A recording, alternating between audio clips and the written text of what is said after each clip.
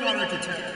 Now, this was my next pick, and I had to think long and hard because I'm like, yo. And then I remember the motherfucking Lord of the Ring, Peter Jackson's just magnum opus.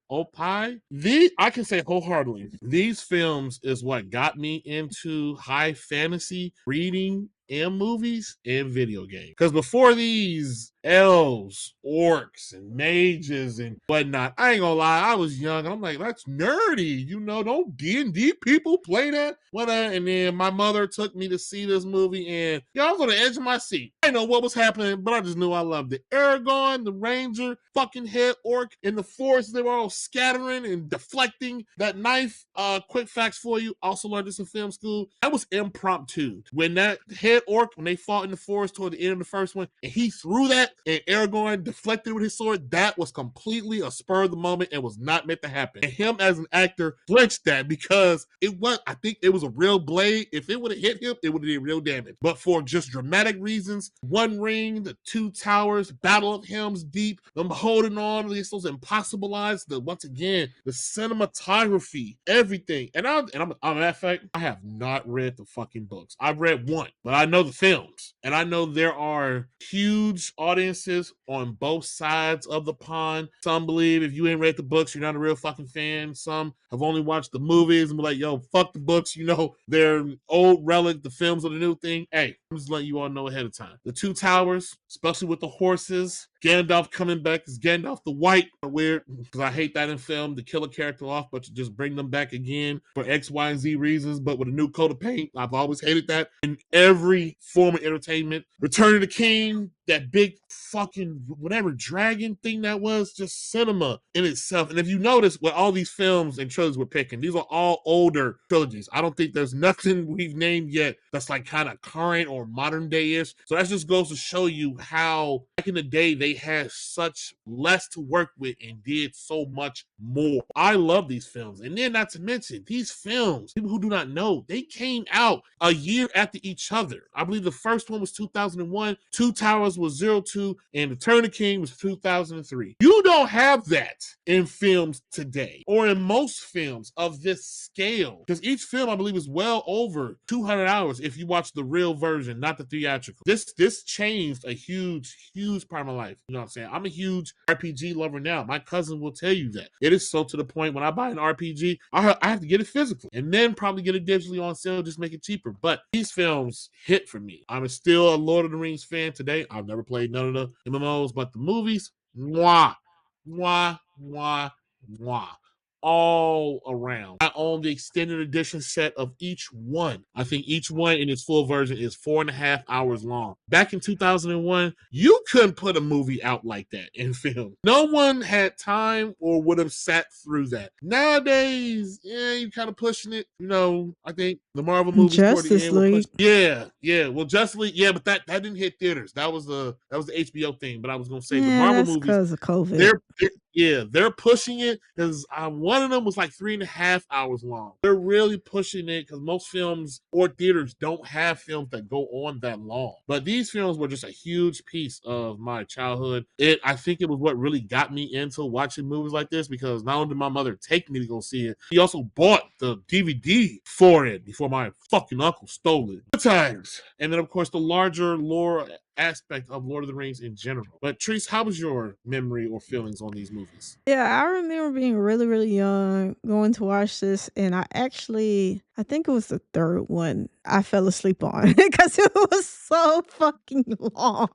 Goddamn. Yeah, but no, these movies were great. Definitely was a lot of content for my age to absorb at the time. It was a ring, it was a goblin. You put the ring on, you could disappear. You would see this shadowy stuff, and the knights were after the fucking ring, and the Hobbit was so small versus real humans. It had the different elements. The elf woman was trying to marry an old boy, but I guess I don't know, it was her uncle, her dad was like, he's not gonna live for the entire time. You're gonna be left. It's so many things. Then Gandalf, thinking he was dead, he came back like whiter than white on rice with his outfit, and I'm like, where the fuck did he come from? I thought he was gone. So it was so many funny moments though, because it was still had this humor layer to it. But I just remember being really, really young, watching this, thinking this was just like, oh, this is cool. This is cool. And especially at that time where I don't know, I had big imagination. So like this story really did explode my imagination on like fairy tale or fantasy type things. So yeah, Lord of the Rings, this was actually on my list as well because I don't think you can talk about a trilogy without bringing up Lord of the Rings. It would be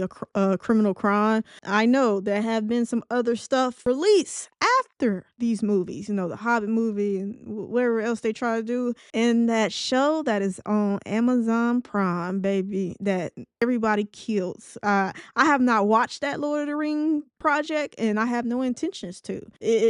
Nah, I'm cool. So I know they try to do a little series. I think they still are making new seasons of it, if I'm not mistaken. But yeah, there's other Lord of the Ring projects after these three first movies. But these trilogy, I will say, I think this is one of the trilogy from A to Z. Even when you got to the third film, it felt very much in sync with the heights, the parameters, and then too, it really did the conclusion of the story justice. Even the ending, it made sense to me, even at a young age, and it didn't feel all crazy like the third Spider-Man movie kind of felt. It didn't feel like it went off the road. I felt like they were pretty consistent throughout all the three movies, and they stayed on the same road, and you got from your point A to point B in a very cohesive storytelling. And it was a lot of characters, man. Like even in the first movie, so many characters, and then the second one, and I, like my cousin, tried to read the book, but baby, I'm just gonna be honest, I had to start writing down the characters' names in a bio so I remember who the fuck they were. And I was reading the book, and then I looked at a character that I wrote down, and I still couldn't remember who the fuck he was. I stopped because at that point, baby, baby, I listen. Nah, I'm not that reader, bro. I'm gonna just point that out. I'm sorry, not sorry. At that point, I was just like, nope, this is too far out my wheelhouse. But very, very, very well respected trilogy. Very much still, this trilogy has a lot of fans, and that's why they were pissed about the Amazon Prime little series, and they felt disgusted. This trilogy did have video games. I don't think I played none of the Lord of the Rings games. From what I can remember, yeah, I think I could have pretty sure Lord of the Rings had video games, but yeah, Chef's Kiss to Lord of Yes, the they have. Rings. You never played War in the North? No, Conquest? I didn't Hobbit? play. No, I didn't play none of the video games. Not even the movie tie-ins? Like, I ain't gonna No. lie, Two Towers movie tie-in was, oh man, oh goddamn. It's hard to go back and play any of them now. Well, you ain't gonna go back and play them now. Yeah, because I mean, they With the were way on you always Game rap. Boy Advance. I Game remember Boy seeing them, Advance, and GameCube, this is PS2. Hold on. you want to guess on who was the studio that made these Lord of the Ring games? Please don't say EA. It was EA. EA, baby. Yes. But yep. Yeah. Listen, Boy, very that's good crazy. trilogy, very good material, very good product, very much still has a lot of respect and has a lot of fanatics that still will not tolerate slander about these movies. Nope. That's why they're the fanatics that read the book and watched the movies that shit on the people that didn't read the books. It's a whole thing. But yep, Lord of the Rings, people. So you never played none of the Lego Lord of the Rings games either? No, I didn't Oh play none of them. man, oh man! I know you're gonna go back and play them now because, like I said, I know how you are playing old stuff. The Lord of the Ring games, and I think the Harry Potter games, at least I like the played movie Harry tie-in Potter ones. games. Yeah, those are like the maybe two franchises that movie tie-in games just didn't purely suck. Yeah. Like you actually had fun playing, enjoying them. But Early Harry hey, Potter games were great. also, I want to give you credit because you did say something that true that I fucking forgot. And they introduced a lot of fucking characters and a lot of shit in these films, especially the first one. When that motherfucker Aragorn was with that Elvish lady and she's talking her Elvish language and talking about, I won't leave you. And I was like, yo, who are you? A lot of shit, if they kind of expected you to have read the books or know something, because I had to go back as I got older, rewatch the films, then go look up, hey, who is this? What are they talking about? To learn about shit that happened. There are a lot of things, if you did not read or know prior, you kind of were lost. Like Gandalf the Grey becoming the White, the Balrog, and all this shit, why he came back, how he came back, whiter than Mr. Clean Sheen. You know what I'm saying? There was a lot of shit. Even What now, the fuck? I'm sitting here thinking as you was talking, I'm like, yo, there was a lot of shit they introduced to you that I don't think I ever got questioned or resolved. Like the little thing with the hobbits, how they're regular humans and then they're human-like creatures with those fucking bears. Look just, and have breakfast, second breakfast, snack, lunch, luncheon, all this shit. But it was a great series. And then I think it's one of the few high fantasy IPs where elves are not subservient to humans. A lot of high fantasy, I'll go off like Dragon Age. Elves were slaves. I'm sorry, indentured servants, like that series. A lot of high fantasy does that. I don't know why, but not here. But hey, another great franchise, another just monumental, great cinema piece in history. Excuse me. We can move on to the next one. All right, because my cousin picked a lot of stuff that was on my list, like Lord of the Rings, Batman, and some other things. I was like, okay, what's another good trilogy that I can think of? And Jurassic Park was that trilogy. I was like, you know what? Yeah,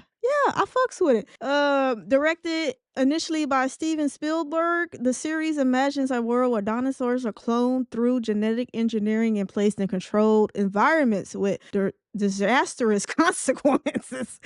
Core messaging: the trilogy's central message is humans cannot control nature, and I feel like that one message is so parallel and prevalent in humanity right now because we are always trying to push nature to its limits, destroy ecosystems, disrupt animal habitats. In today's age, and where the messaging of this trilogy is still very much a issue in today's environment, 2026, because humans are just little destructive little fuckers. Another messaging: life finds a way, underscores the limits of human arrogancy. Science without ethics leads to chaos. Corrupt greed and hubris repeatedly override caution. Survival depends on humanity, adaptability, and respect for nature. Rather than celebrating technology, the films warns against playing God without responsibility.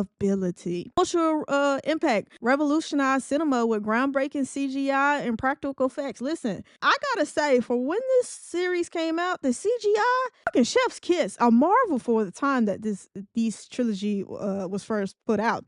Set a new standard for visual and realism in blockbuster films, made dinosaurs a permanent fixture of pop culture, inspired generations of scientists, filmmakers, and theme park attractions. Jurassic Park 1993 is widely considered one of the greatest films ever made. Now, I don't know if I would say that. The franchise reshaped how Hollywood approached Yeah, I ain't never heard that one. spectacle-driven storytelling. All right, so Jurassic Park came out in 1993. It did 914 million worldwide. It almost made $1 billion. That crazy. We talking 1993. Movies tickets probably were $3. Like, so think about how many people it took worldwide to see this movie for it to almost eclipse $1 billion. Like, we throw $1 billion around like it's a Tuesday because Marvel made it kind of a repeatable feat to do, but in reality, 1993, that's unheard of. The Lost World, 1997, did 618 million worldwide. Jurassic Park 3 in 2001 was the lowest grossing movie out of all of them with 368 million. The total trilogy box office did well over 2 billion worldwide. And I did not know this, but Jurassic Park that came out in 1993 has been released in theaters multiple times since it was first released, which grew its grossing well over $1 billion at that point. They kind of did the little Avatar thing where Marvel, I think Endgame overtook to be the highest grossing movie. Then Avatar re-released so it could hold the title, even though they're made by the same people. So why did you give a fuck? Anyway, Jurassic Park trilogy proved that blockbuster films could be blend scientific contradiction tales with awe and terror, leaving a lasting mark on film history and pop culture that still resonates decades later. As a kid, when I watched this in the VCR, these movies look real to me at the time. Like, when I was a kid, I thought that T-Rex was fucking real. That shit looked, and I was like, I didn't realize it till later in life. Like, how did they make it look so real back then? And especially with the budget and stuff they had back then. But listen, these movies did something fantastic. They really made dinosaurs movie a household name, and really no one, I think, or portrayed a dinosaur as the theme of the movie so well, but outside of Jurassic Park. Now, there's been other reboots of Jurassic Park, one recently with Scarlett Johansson that yeah, I would just say are interesting at best. These three, the pinnacle, the foundation, the 10 commandments of Jurassic Park, these were good to me. As a child, they were marvels. I thought dinosaurs was real. I thought they had these bitches in the backyard of some big island at one point because I was just a kid and didn't realize that shit was fake. For this to been the real starter of CGI as we know it today, I will say, and I see a lot of memes about it, CGI back then tops CGI today. And it's really crazy because you would think more and more time we've had since these movies released, CGI would get better. But in reality, in a lot of cases, it's gotten worse. Yeah, Jurassic Park, you know, like I said, another staple in my childhood, another masterpiece for the time it released. In the box office numbers shows that it really was a cultural event. And yeah, no one can really talk about this Jurassic Park trilogy to me and with slander. Now, like I said, the third one, it kind of follows a trend. It got a little iffy if we were still on the same road or not. We kind of veered off into the medium a little bit, but hey, all in all, great trilogy, great movies. If you've never seen them, go see them. I would suggest you watch these over the reboot. Now, yeah, even the one with old boy from Guardians of the Galaxy, the first one was alright. Everything after that was kind of like, what the fuck? So yeah, that trilogy still doesn't do or has anything on the original trilogy. So I would still say watch this before any other Jurassic Park movies. It's funny you say that because that's exactly how I feel about this first trilogy. The first movie, great, awesome. The reboots, the 3 films, the first one, great, awesome, nice. I ain't gonna lie, the second and the third one, I've always felt was like, you know, I get the first was such success, they made sequels. That's what happens in films, books, movies, whatever. The first one, I ain't gonna lie. First one kind of, when that T-Rex got loose, was touching the fence, I was like, oh, this shit ain't shocking me. I'm out. That caught me off guard. It was almost kind of scary. As a kid in 93 watching that, I'm like, oh shit. You know, I'm like, yo, is there some place where these things are kept up? Like, what if they get loose? You know, the concept of an entire island where some rich dude's playing God with all this money and gene splicing to make dinosaurs real. You know, that was a purely original idea. You know, I was on board with that. I love the first film. You know, life finds a way. You know, Jeff Goldblum and talking. I'm like, yo, that's an enormous pile of shit. You know, those lines. You know, they're memes. They're classics now. But the second film, I was just like, it just did not hit as the first one did. But you know, it was still good. That third one, I think I always get this mixed up. Second one was the kid missing, and the third one was the baby that got snatched, and the T-Rex in the city or in the world trying to get his baby back. And it was just like, oh, this has, to me, I always felt like, yo, what are y'all doing? Why call it Jurassic Park if you're not back at said the park? But they fucked up the park in the first one. You guys.